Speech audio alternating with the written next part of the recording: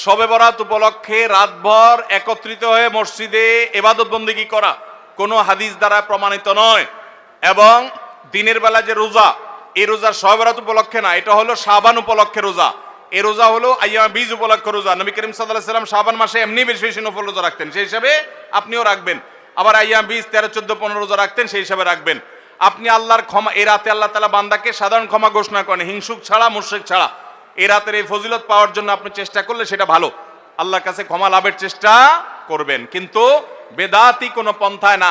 অনেকে বলে যে এত রাকাত নামাজ, অমুকটা অত সূরা এত রাকাতে পড়তে হবে, এগুলা মন গড়া কথাবার্তা, এগুলার কোনো ভিত্তি কোরআন হাদিসে নাই।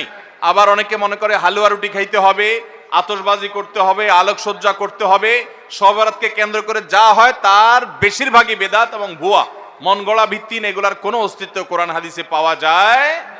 আল্লাহ আমাদের সবাইকে সুন্নাহ মেনে চলার তৌফিক দান করুন।